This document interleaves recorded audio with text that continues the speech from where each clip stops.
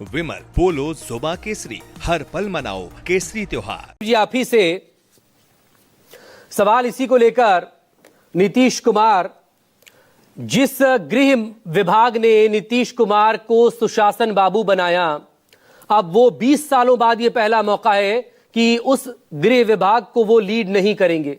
पहली बात। दूसरी बात, मजबूत है मुख्यमंत्री नीतीश कुमार या फिर ये जो नीतीश कुमार है वो मजबूर हैं? वजह कुछ भी हो सकती है, क्योंकि मंत्रालय बंटवारे से लेकर बाकी और चीजों का हाल आप देख रहे हैं।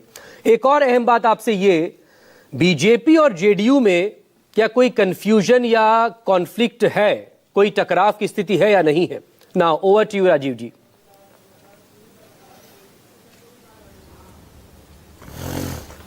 देखिए मकसूद, सबसे पहली बात तो ये इस मंत्रालय के बंटवारे से ये साबित होती है कि नीतीश कुमार जो पहले वाले नीतीश कुमार थे वो अब नहीं है।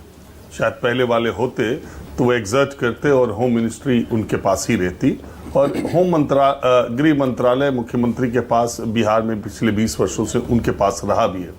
आपने ठीक कहा कि गृह मंत्रालय उनके पास होने की वजह से बिहार में एक मैसेज और सुशासन और तमाम बातें जो कही जा रही थी उनके शासन के बारे में, वो बात बहुत हद तक ठीक है। लेकिन सवाल ये उठता है कि नीतीश कुमार जब भारतीय जनता पार्टी के साथ पिछली बार मुख्यमंत्री बने थे और फिर पाला बदल गए, फिर आए वापस, तब भी उनके पास गृह मंत्रालय बना रहा था, जबकि उनके पार्टी के विधायकों की संख्या करीब करीब बीजेपी के आधी थी। 2005-2010 में जब नीतीश कुमार जीते थे तब उनके पार्टी के सदस्यों की संख्या भारतीय जनता पार्टी के सदस्यों से ज्यादा थी। तो गृह मंत्रालय या जैसा वो चाहते, जैसा उन्होंने चाहा वैसा बीजेपी ने किया।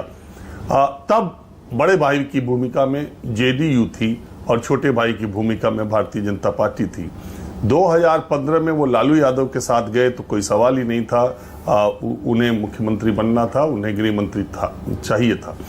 2020 में नीतीश कुमार की ऐसी परिस्थितियां और बिहार की जनता ने ऐसा मैंडेट दिया था जिसमें नीतीश कुमार के सामने विकल्प था कि वो चाहे इधर से आए चाहे उधर जाए, दोनों तरफ संख्या का गणित ऐसे था जिसमें वो मुख्यमंत्री बन सकते थे और गृह मंत्रालय अपने पास रख सकते थे।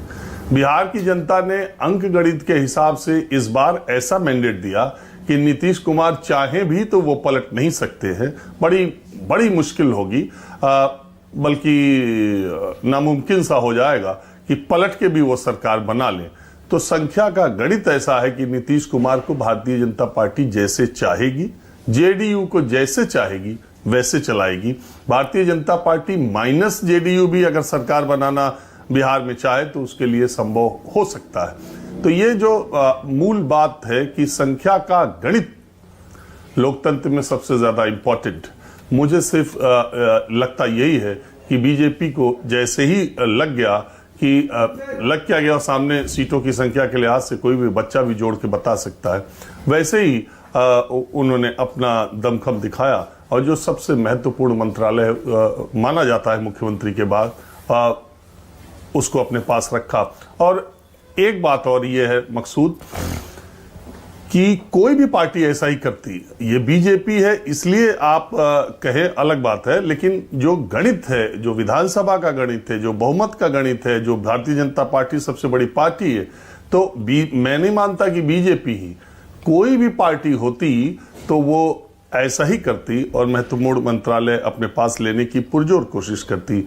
आप देखिए पीछे जिस तरीके की परिस्थितियां बिहार में रही हैं, हाँ ये बात अलग है कि भारतीय जनता पार्टी ने पिछली बार भारी मन से ही सही, लेकिन नीतीश कुमार की बहुत कम सदस्य संख्या होने के बाद भी उन्हें मुख्यमंत्री बनाने का फैसला किया। उसका ये फैसला मजबूरी का भी फैसला कहा जा सकता है, क्योंकि उनके पास विकल्प था कि वो दूसरी तरफ चले जाते और गए भी थे। इस बार वो परिस्थितियां नहीं है। मैंने पहले भी इस कार्यक्रम में मकसूद कई बार ये बात कही है कि भारतीय जनता पार्टी ने पिछले कुछ वर्षों में नीतीश कुमार के साथ, तो इस चुनाव में भी नीतीश कुमार के साथ गठबंधन में वो गाड़ी ड्राइव करने की भाषा में कहा जाए तो क्लच लेकर के एक्सीलेटर पे पैर रखी थी। अब उसने क्लच से पैर हटा दिया है, एक्सीलेटर उसके हाथ में है। बिहार की सरकार की स्पीड से जैसे वो चाहे वैसे वो चला सकती है। जनमत उसे इस तरह का मिला है और इसी के साथ अब भारतीय जनता पार्टी महाराष्ट्र की तर्ज पर बिहार में बड़ी पार्टी के तौर पर अब दर्ज हो गई। अब उसे सहयोगी दलों के सरकार की आवश्यकता तो है, लेकिन सहयोगी दलों के पास कोई विकल्प नहीं है जो भारतीय जनता पार्टी की शर्तों के साथ न चले। तो अब जो महाराष्ट्र में हुआ वो बिहार में हो गया, और इसी के साथ ये भी हो गया कि भारतीय जनता पार्टी के शुरुआती दिनों में जिन 3 पार्टियों ने उसके साथ हाथ मिलाया, या जब गठबंधन के लिए भारत की राजनीति में पार्टियां बीजेपी के साथ नहीं खड़ी थीं, तब जिन 3 पार्टियों ने बीजेपी के साथ 90 के दशक में जाने का फैसला किया, उसका नाम है महाराष्ट्र की शिवसेना, पंजाब की अकाली दल और बिहार की जेडीयू। अब वो तीनों, भारतीय जनता पार्टी उस समय तो छोटे भाई के तौर पर उसने उंगली पकड़ी, और उंगली पकड़ते पकड़ते अब कंधे तक पहुंच गई, और इन दोनों राज्यों में वो बड़ी पार्टी हो गई, और अब उसी के हिसाब से उसके सहयोगी दलों को चलना पड़ेगा। एक छोटा सा सप्लीमेंट्री राजीव जी, सिर्फ क्लच और एक्सीलेटर ही अपने पास बीजेपी ने रखा है, या फिर दरअसल ड्राइविंग सीट पर अब बीजेपी आ गई है? क्योंकि आरजेडी तो कह रही है कि मुखौटा है नीतीश कुमार का, तो बाकी तो सब कुछ सरकार तो बीजेपी को ही चलाना है।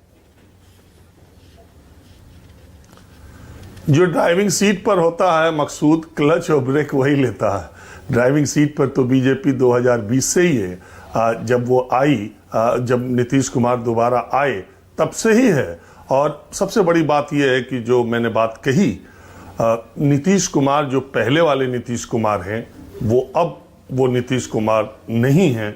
नहीं तो ऐसा मुझे लगता है कि बहुत मुश्किल होता। नीतीश कुमार को अब दूसरे लोग चला रहे हैं, और जो लोग चला रहे हैं जेडीयू से, शायद उनका बीजेपी से ज्यादा नजदीकी रिश्ता भी है, और बीजेपी के टर्म्स और कंडीशंस के साथ उनका एडजस्टमेंट भी है।